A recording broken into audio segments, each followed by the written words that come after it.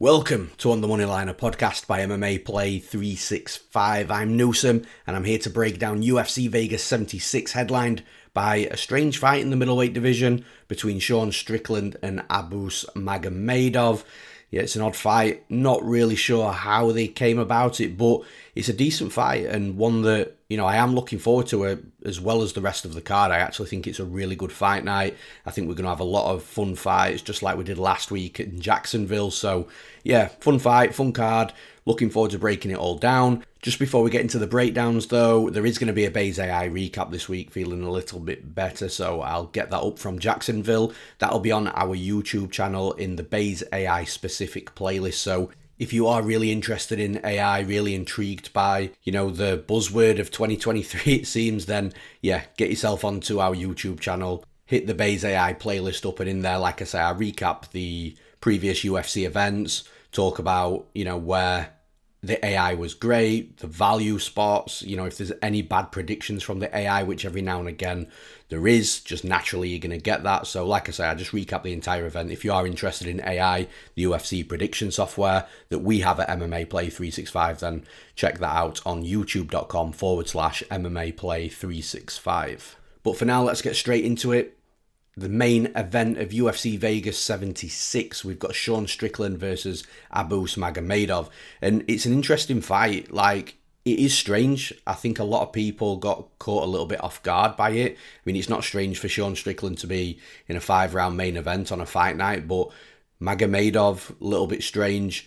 I don't think that he's out of his depth here at all. The reason it's strange is just because he's had one fight in the UFC. We've seen 19 seconds of him in the UFC where he went in there and absolutely starched Stolzer very early in that fight. It looked very dangerous, very powerful. And, in and around that one UFC fight, I think there's been 5 or 6 cancelled fights against multiple opponents as well.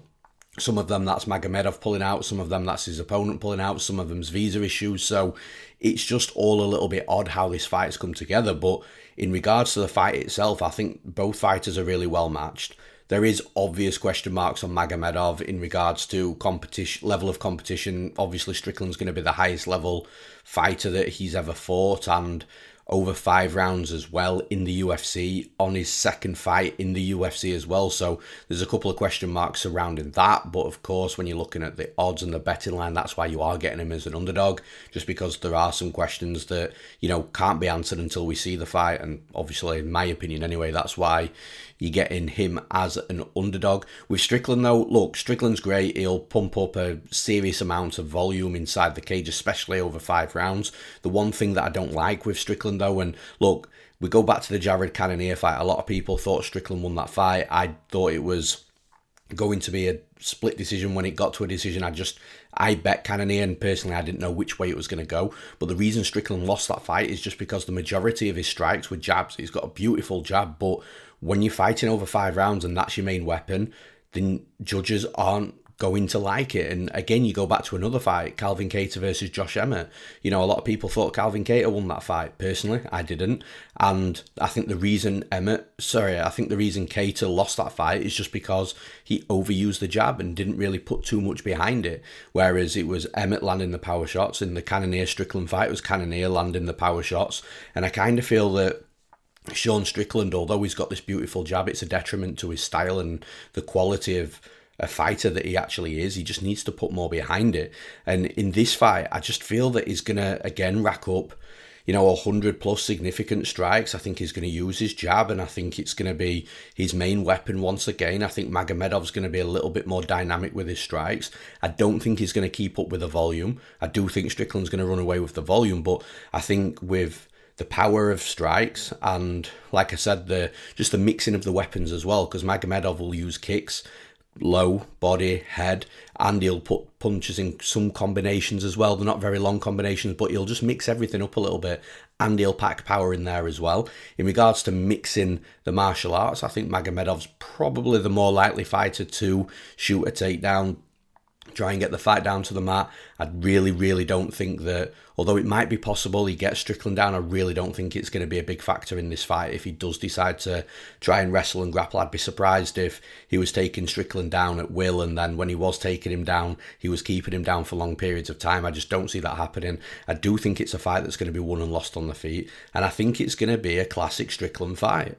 And again, to reiterate what I mean by that, I think Strickland is going to keep the fight standing. I think the fight's going to be won and lost on the feet. I think Strickland's going to pull away with the volume, with the lighter power strikes, if that makes sense, just with the point scoring jabs and, the 1-2s. And I think Magomedov is going to fall short on the volume, but I think he's going to be landing more variety with power as well. And I think it's going to be another one of those fights that's likely going to go to a decision where we're looking at the scorecards and thinking, well, not the scorecard, sorry, we're looking at the fight just before the scorecards are going to be read and we have no idea which way it's going to go. Again, just like I sided with Jared Cannonier due to the power versus the volume, I'm going to be doing the same here. So I'm picking Abus Magomedov to win this fight. And in the next fight, the co-main event, are a seriously good fight. But again, another fight that's got some very strange aspects surrounding it. We've got Damir Ismagulov versus Grant Dawson. Now, this is a high-level fight. Just look at the records. For example, you've got Ismagulov, who's 24-2, Grant Dawson, that's 19-1-1. Between them, they've only ever lost 3 fights in a combined 47 fights, so you can't deny that this fight's high level. However, I did mention there's some strange aspects surrounding it, and it's on the Ismagulov side, and some real question marks as well that I actually feel unless somebody does an interview with Ismagulov and really gets him to open up, I don't know whether we'll even find the answer out to it. But basically, look, Ismagulov lost to Sarukian, I think it was back in December last year. After that fight, or I think it was 2 or 3 weeks after that fight, Ismagulov declared himself retired.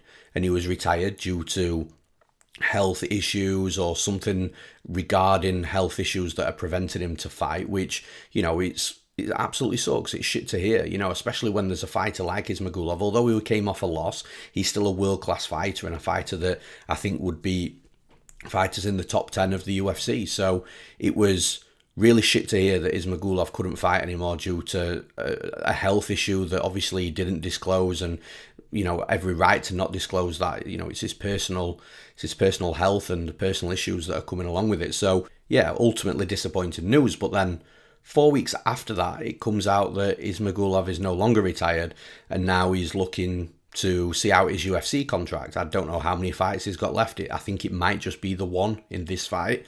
So that then begs the question to how serious were these health issues? Because ultimately they must have been serious enough for him to declare retirement, but then now he's fighting again. Is the serious health issues, or what appears that would have been serious health issues, is that going to have an effect on future fights? Is he just fighting out his UFC contract just because he's got one more and he wants to do something else in combat sports and he can't do that something else just because he's got that one fight left in the UFC? But then on the flip side to, the sort of negative questions that we're asking, shall we say, he's obviously fit enough and healthy enough to pass UFC medicals and the doctor's approval to fight. So look, there's a whole host of different questions and flags here that we're just not sure about, and like I said, it's personal issues. So like I said, unless Ismagulov does an interview with someone he feels comfortable he can open up to and that is happy to put out to the public, we're just not going to know. But it's definitely intriguing to that situation and exactly why he retired and why he's now not retired. But look, coming back to this fight, Ismagulov versus Dawson, I think that Damir Ismagulov, look, when we're talking about the striking in this fight, there's absolutely no question mark that Damir Ismagulov is the better striker. He is an elite striker, very good with range, good moving forwards, good moving backwards, good combinations, will mix things up with the kicks, with the punches, very calm. He doesn't eat too many shots either, so very, very elite striker. And then on the other side, you've got Grant Dawson, who's going to be the better wrestler, the better topside grappler. And I think that we've got a real stylistic clash here. I just think that with the question marks surrounding Ismagulov, I think for Ismagulov to come into this fight and keep this fight standing for 3 rounds without Dawson being able to take him down is a very tough ask. I think Dawson is going to be able to find his way into range. I think he is going to be able to find takedowns, and I think the initial moments in this fight, it's going to look like Dawson's not doing that great. I do think that he's going to struggle on a couple of the early takedowns, but the thing is with Dawson, he won't give up on those takedowns. He won't give up on his game plan. I do think he eventually gets Ismagulov down. And again, I think Ismagulov's going to do a good job initially of getting back up to his feet, minimalising any damage and, any topside control from Grant Dawson, get back up to his feet, reset. But again, the more takedowns that Grant Dawson scores, the longer the fight goes on, the more I think Dawson's going to grow into the fight, the more I think he'll get some top control time. Dawson is going to have to walk through some strikes, though, to get to these takedowns. That's the only worry with Grant Dawson, the fact that, like I say, he's going to be at a massive striking disadvantage. He's going to eat strikes on his way in, but I do think he grinds away here, and I do think he can get at Ismagulov. Like I said, the longer the fight goes on, the more I think that Dawson's going to grow into the fight. I really love Grant Dawson at American Top Team as well. I think this is going to be his second or third fight there, and he's looking better and better. Even his striking's looking much more improved at ATT. I think it was a really, really good career move for Grant Dawson, because he's also been able to train around other good wrestlers and other good wrestlers that have had to improve the striking as well. So similar to where he's at with his skill set and ability. The other little caveat to all this as well is Grant Dawson is training at American Top Team. This is where Ismagulov used to train. And I think Ismagulov actually left before the Sarukian fight, 'cause I think Sarukian did some training at ATT. So look, ATT, American Top Team, know everything about Damir Ismagulov. They're going to have a really good game plan set in place for Grant Dawson. I think now they've game planned against Ismagulov twice as well. So surrounding all this, it's Dawson training at ATT, Ismagulov not. And like I said, stylistically, I think Ismagulov's going to do some good work on the feet, but eventually I think the wrestling, the grappling is going to take precedent in this fight, and for that reason I'm picking Grant Dawson to win this fight. And in the next fight, we've got Max Griffin versus Michael Morales. Now, usually with this type of fight, I'd be saying, look, Michael Morales is going to come out here. I think he's going to, absolutely put it on Griffin, smoke him. And Michael Morales is that type of fighter that is capable of that type of performance. We have seen some little glitches, though, in the last couple of fights of Michael Morales, where he's not as 100% of an animal as what some people think or thought he was, me included. And what I mean by that is, look, he is an animal, but there is going to be moments in fights where, he takes a little bit of time, his opponent will then come into the fight a little bit, and it'll just make some moments of the fight much closer than what we anticipated initially. And I think this is going to be one of those types of fights. I think that Griffin's an absolute dog. He's going to be in this fight until either the end or until, he's taken that much punishment that he's out. He won't quit on himself. He won't give up. And like I said, he's durable and gritty and grinding. Just that dog in him, that junkyard dog type of fighter. The thing is, with that junkyard dog type of fighter, he will have moments in this fight, but actually getting it done against Michael Morales, I do think it's going to be a tough task for him. I think on the feet striking, that's probably where the fight is going to be closest, but I think that Michael Morales is more dangerous with the power shots, the finishing ability. And I think with Griffin, he can hurt Morales, but does he have that one-punch power necessarily that's going to knock him out? And of course, I say it all the time, 4-ounce gloves in the UFC at this level. One clean punch can end the fight, no matter which fighter throws that punch. But on a general scale, on a general basis, does Max Griffin have that scary one-punch knockout power? No. I think Michael Morales is the more likely fighter to finish it on the feet, striking in exchanges where both fighters are biting down on the mouthpiece and swinging. But I also think Michael Morales mixes things up a little bit better in regards to the variation of his attacks, where he'll use the kicks a little bit more, whereas Griffin is slightly more boxing heavy. But then when it comes to the takedown and the ground game, I think Michael Morales has got advantages there as well. Griffin isn't a terrible wrestler at all. He scores takedowns in surprising situations and surprising fights. His top control time is a little bit, well, not top control time, but his topside grappling, I think, is a little bit hit and miss, whereas Michael Morales is the better grappler here. So, look, I think that Griffin's going to put up a hell of a fight. I think it's going to be a really good fight as well. But I just think Michael Morales edges Griffin in a number of areas which should make the difference in this fight. So for those reasons, I'm picking Michael Morales to win this fight. In the next fight, we've got Ariane Lipski versus Melissa Gatto. Interesting fight. I think that, Lipski came into the UFC, obviously, with a ton of hype. She's a veteran now, though, in the UFC. She's fought so many times. And she's one of those fighters for me that when she turns up and looks outstanding. But she's got holes in her game. And when she's not on real good form, that she could probably be beaten by a lot of these fighters in the division. And this is the thing with Lipski. We just don't know which version we're going to get inside the cage. Whereas Melissa Gatto, I think that Melissa Gatto is a fighter that is slowly, rising a little bit. Obviously, she had that setback against Cortez. But Cortez is a solid fighter and she'd run through and smoke Ariane Lipski as well. So I don't think you can put too much stock into that.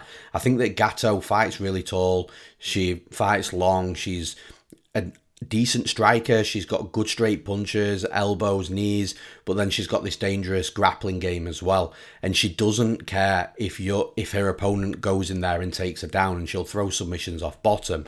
She is good at submitting from bottom. However, against a certain level of opponent, i.e. a Tracy Cortez, it just doesn't cut it. Just because your opponent will be able to stay safe from the submissions, stay in guard, and they're the ones that are winning the round on top rather than the opponent just throwing, sporadic legs up sporadically for, arm bars and triangles. I do think that, though, if Ariane Lipski takes Gatto down and is on top, I think Gatto will be able to do a better job, a more dangerous job than what she was able to do against Cortez. So I kind of feel what I'm getting at is that Gatto is better in most areas here. The only thing that concerns me with Gatto is, look, if Lipski comes in here and she's on form and she's fired up for the fight, she's a good striker, a dangerous striker, she's a good wrestler and grappler as well when she's on a game. It's just we don't see it too often, so it's hard to have that level of confidence that she's going to come into this cage with that type of performance. So therefore I am looking at her opponent here thinking, well, her opponent's going to have, good range, straight shots, straight punches, straight kicks. She's going to be decent inside the clinch with long elbows and knees. And if the fight hits the mat, Gatto's going to be the better grappler, whether she's on top or whether she's on bottom. So it is just seemingly a difficult fight for Lipski, unless she does, like I said a few times, unless she does come into the cage, absolutely fired up and on form. But like I've also said, it's hard to have that confidence and it's hard to judge pre-fight which Lipski we're going to see. So for those reasons, I'm picking Melissa Gatto to win this fight. And in the next fight, this could be a bit of a barn burner. We've got Benoit Saint-Denis versus Ismael Bonfim. And like I said, it's a really, really good fight. I think from Benoit Saint-Denis' perspective, I think he's going to be looking to get this fight to the mat. I think we're going to see him wrestle heavily. I just think although he can strike, Bonfim is by far the better striker, and I mean by far as well. As he's going to have a significant advantage on the feet, both technically and with power as well. And I think if Saint-Denis just tries to stand and strike with him, I think Bonfim's going to rip to the body, to the head. I think he's going to fire hard low kicks. He's just going to put combinations together, mixing up the targets as well. Like I said, he will go low to the body. He will go up to the head as well in the same combinations. His boxing sharp. He's also got a dynamic side to him as well. We saw that big KO in his UFC debut against Terence McKinney. A fight that we've not seen Terence McKinney in that sort of trouble before, but Bonfim was just absolutely ripping him up, lighting him up. And Bonfim, low-key's also got a decent ground game as well, so I think that he's going to be difficult to take down. I think Saint-Denis might get a couple of takedowns here, but I don't see him holding Bonfim down for long periods of time. And if Bonfim is just making him work with the defensive grappling, with the defensive wrestling as well, I think that Saint-Denis can tire a little bit. I think once he is tired, I think the longer this fight goes on, it benefits Bonfim also. So look, I think Bonfim is live early on. I think he's going to be live late in this fight as well. And in the in-between, the only way I see that Saint-Denis is going to beat Bonfim is if he does take him down, gets on a back really quickly and chokes him out. Outside of that, I think Bonfim has got a real good fight ahead of him here, but not a good fight as in a fight that he's going to run through it. I do think Saint-Denis is going to be extremely competitive, but I do think Bonfim is just the better fighter and the fighter more likely to get it done. So for those reasons, I'm picking Ismael Bonfim to win this fight. And in the next fight, we've got a newcomer. We've got Nursulton Ruziboev versus Bruno Ferreira. And Bruno Ferreira was supposed to fight Abdul Razak Al Hassan. That was going to be, an absolute barn burner for as long as it lasted.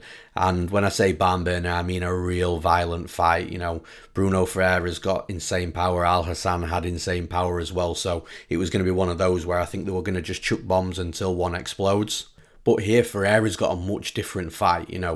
It's not going to be a fighter that's standing in front of him that's willing to exchange until someone drops.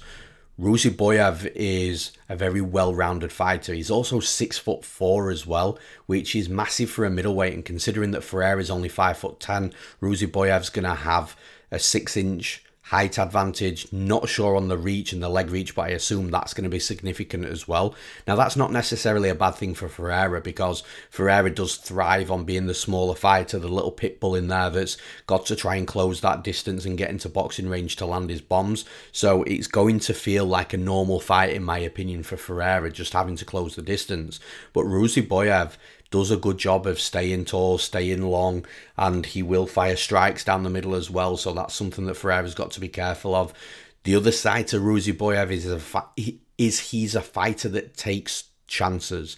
And when I say takes chances, what I mean by that is he'll overcommit or overexert himself. He'll get taken down. He can get taken down very, very easily.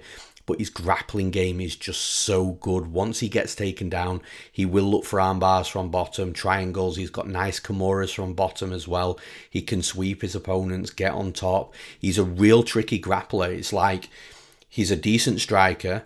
He's a good grappler.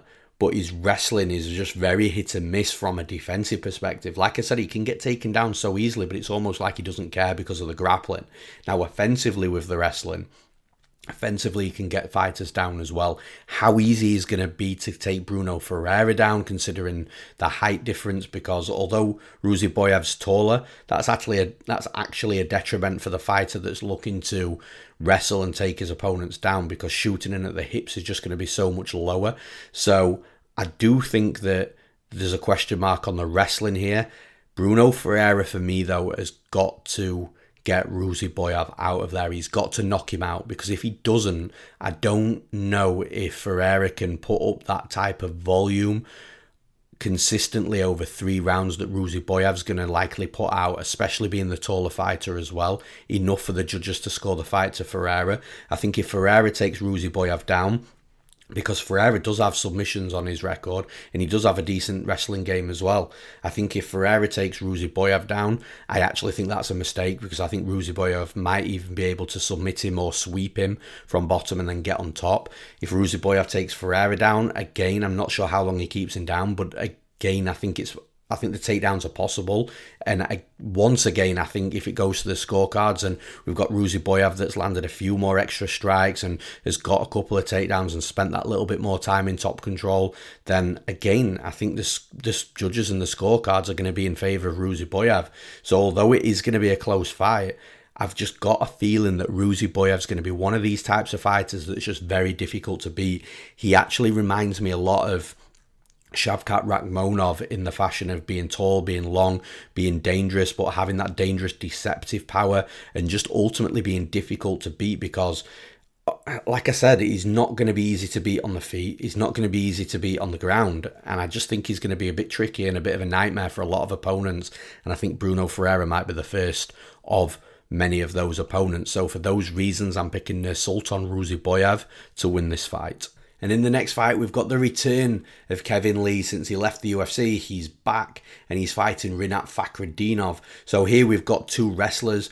We haven't quite got the NCAA Division 1 wrestler versus the Dagestani Russian wrestler, but it is as close as I think we've seen in a long time. I do think that there's going to be moments here where the fighters are going to wrestle. A lot of the times where you get two specialists in one area, it ends up being a fight in the opposite area. So for example, with two Brazilian Jiu-Jitsu black belts, you want to see all that grappling and the scrambling, but then they'll end up treating you to a 15-minute kickboxing fight. Here with two wrestlers, again, you could probably make the argument that, look, they either might be both too respectful of each other's wrestling, or the wrestling might cancel each other out, and then they'll fight on the feet and it'll be a 15-minute striking fight. But I do think that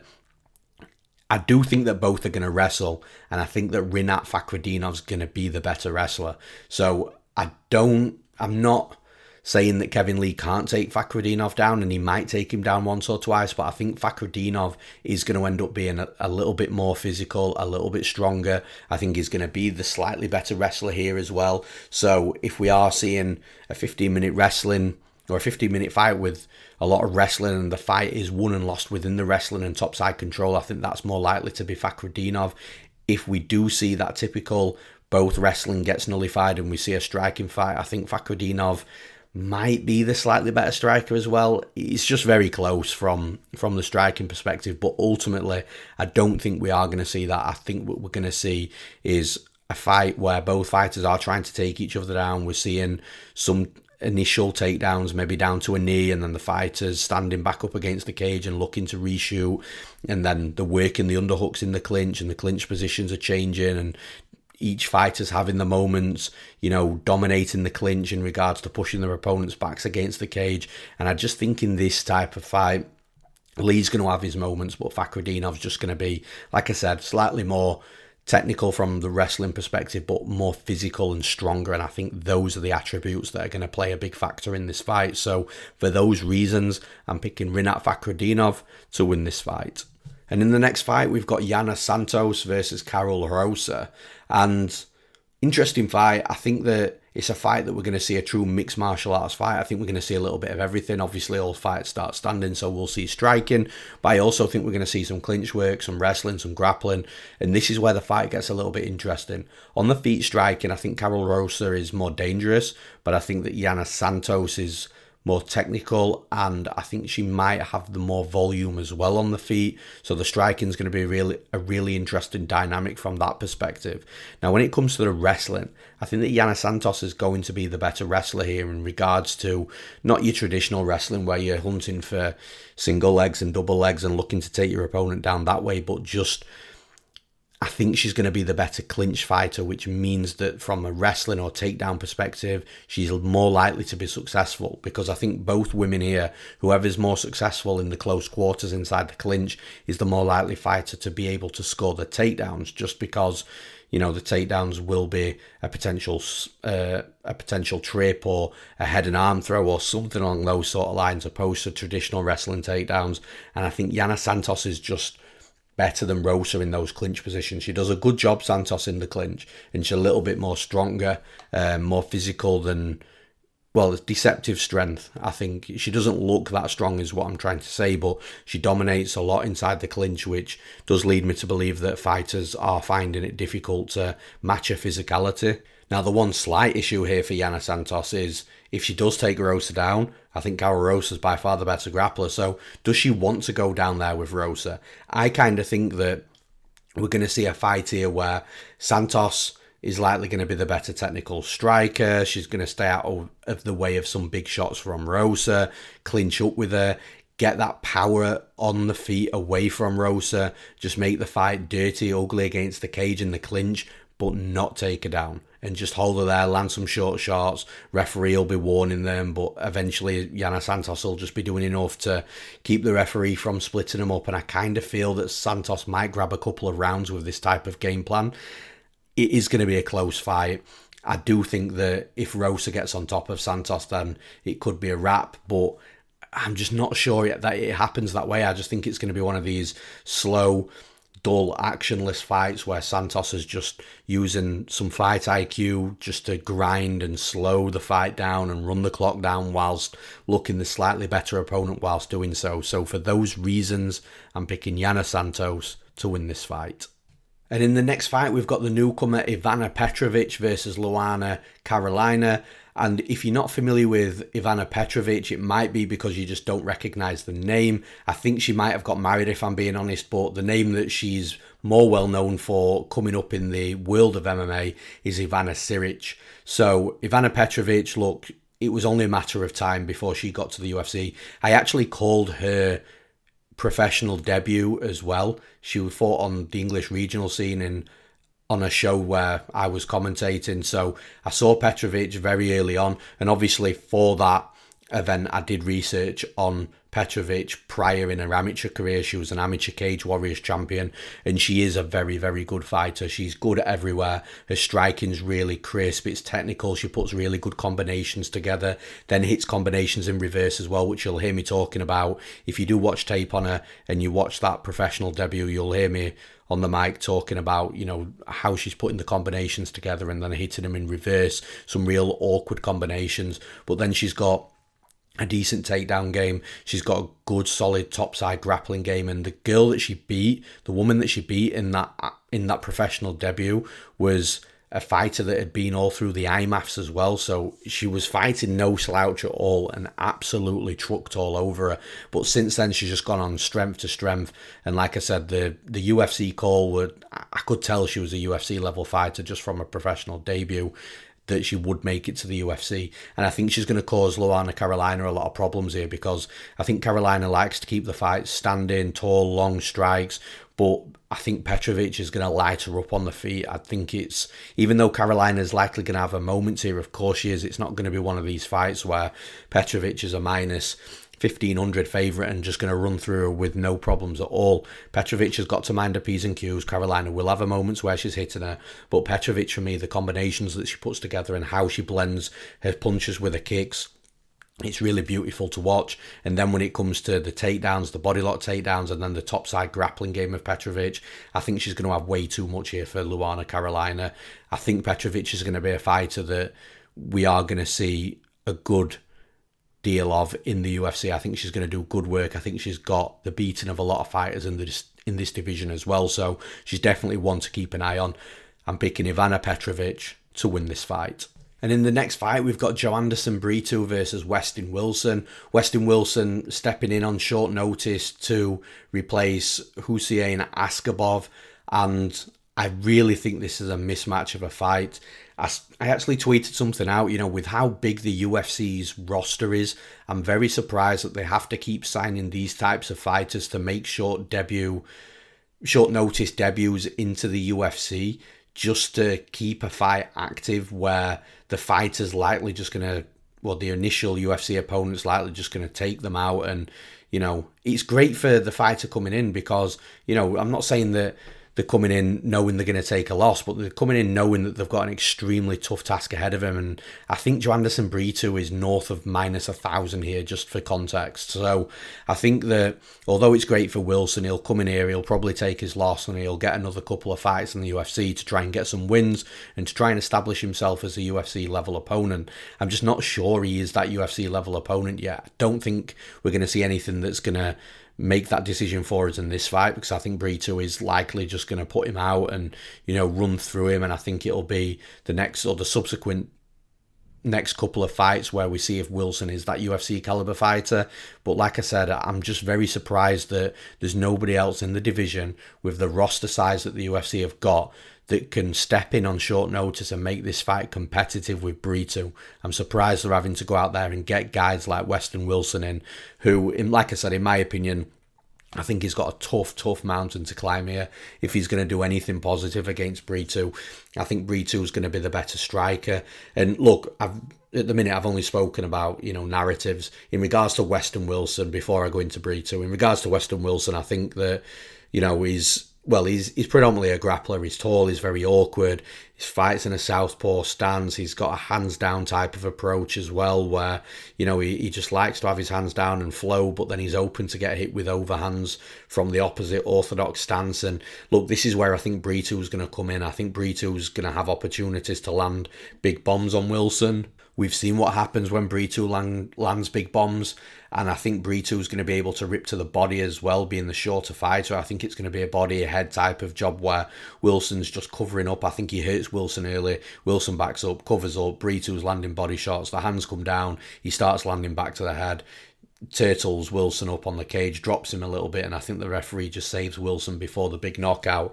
I think the only way that Westin Wilson's going to be able to have success in this fight, I don't think he's going to be able to take Brito down. But if he does hop a back or anything like that and then drags Brito down in a body triangle with the back take, then there's an opportunity there for Wilson to maybe snatch a rear naked choke. I think if Brito takes Wilson down, I think that could maybe lead Brito in a little bit of trouble in regards to, Wilson throwing legs up and submitting him. But does he submit Brito with an armbar or triangle from guard? I just don't think so. So I just do think against the cage, maybe clinching up with Brito and hopping his back and pulling him down, in a body triangle on a back take is probably his best option. But it just seems like a real low percentage probability of that happening. I think Brito's going to land something early here, knock Wilson out. So I'm picking Joanderson Brito to win this fight.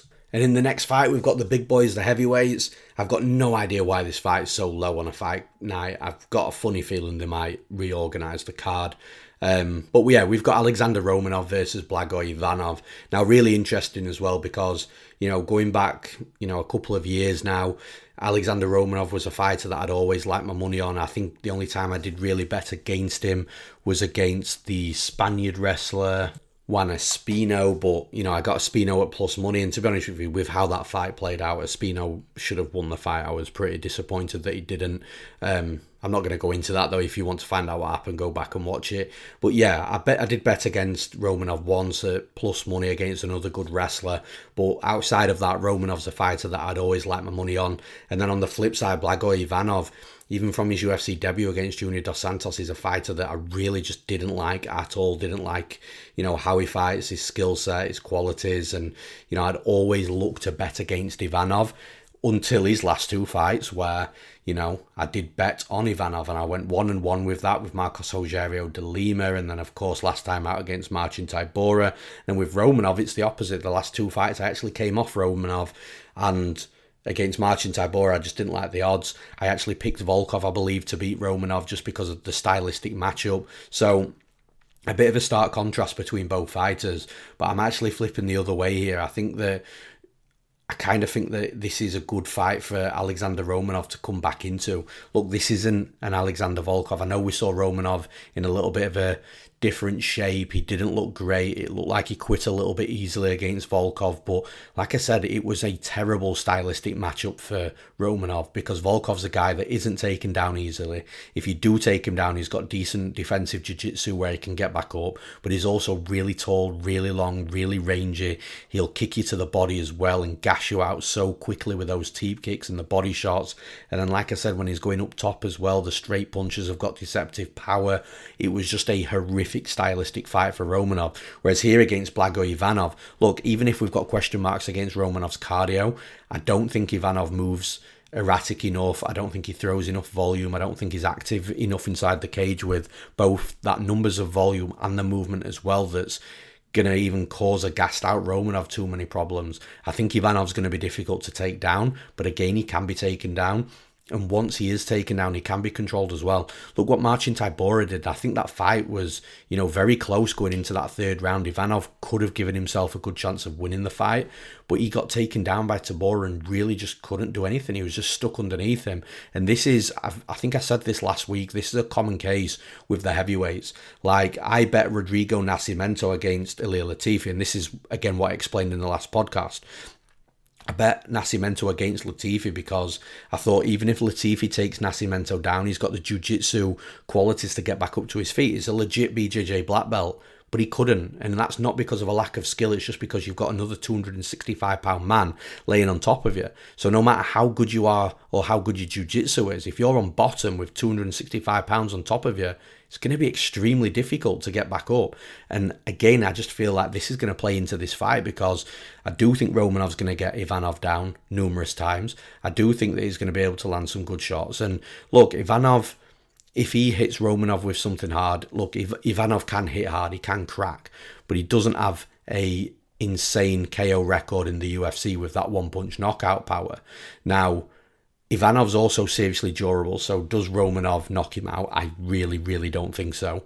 But what I could see as a possibility is Romanov taking him down and just landing shots and not knocking Ivanov down, but just making Ivanov defend without, throwing anything back. And then maybe the referee steps in to save the day. I don't know. Maybe there's a submission from Romanov, but I just think takedowns are going to be important here.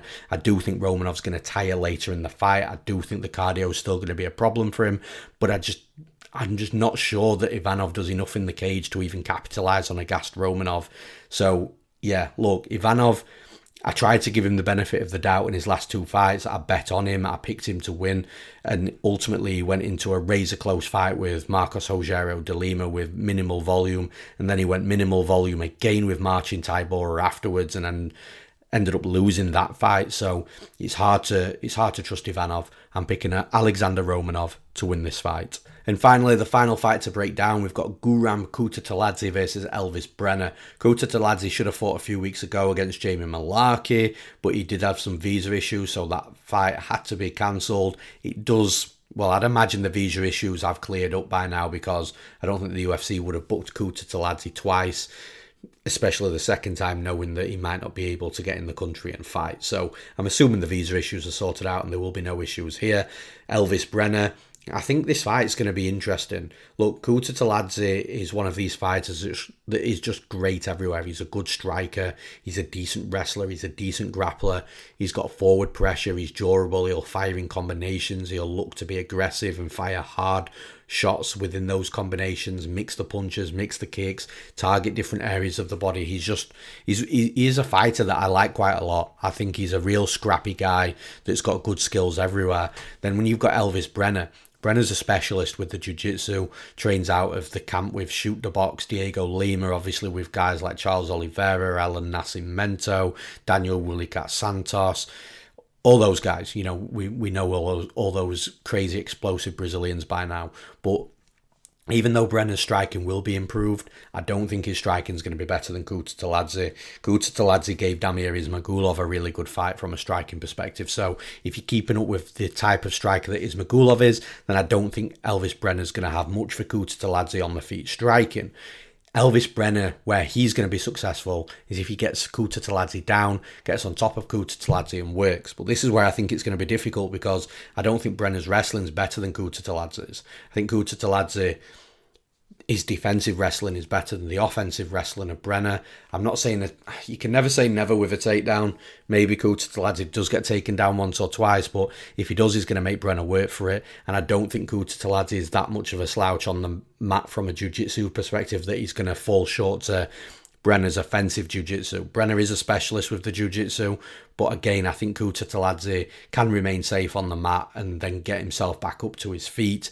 And I'm just not sure that Brenner's able to take him down consistently throughout the rounds and do good enough work topside throughout the rounds to be able to either steal minutes on the clock and win the rounds or submit him. So for those reasons, I'm picking Guram Kutateladze to win this fight.